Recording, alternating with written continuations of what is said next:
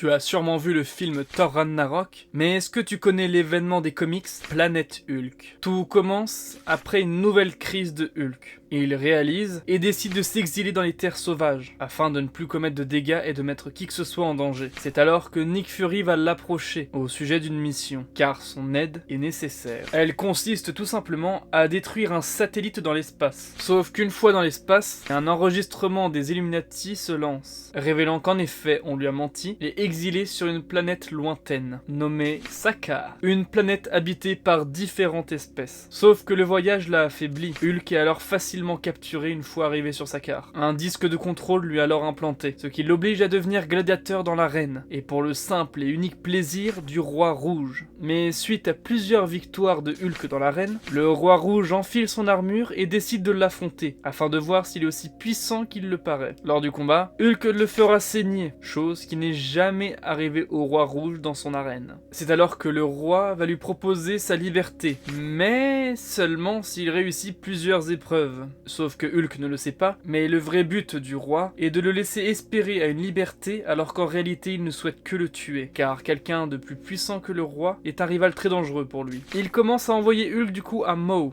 mais Hulk réussira et il intégrera une équipe de gladiateurs, composée de Miek, Korg, Sans Nom, Iruam, Lavi et Eloae. Ensemble, ils vont triompher dans plusieurs défis. En train de fêter leur victoire, ils seront alors dérangés par un mouvement de l'insurrection démocratique de Sakaar. Ils espèrent l'aide de Hulk afin de renverser le Roi Rouge, car ils sont inarrêtables. Ils font face à plusieurs créatures et à chaque fois, ils sont victorieux. Et ça, peu importe la créature face à eux. Le roi décide alors de les envoyer une nouvelle fois dans l'arène. Et ça commence par un missile que Hulk va intercepter. Malheureusement, ça ne protégera pas Lavigne. Hulk est alors foudrage et il tuera encore plus ses rivaux dans l'arène, ce qui leur permet de reprendre les combats le lendemain. Sauf que cette fois, ils ne font pas face à n'importe qui. C'est une personne en argent, une personne très connue même. Tu vois de qui je parle? Et oui, ils font face au surfeur d'argent, présenté comme le sauvage d'argent. Et Hulk le reconnaît. On se connaît tous les deux! C'est un collègue de travail!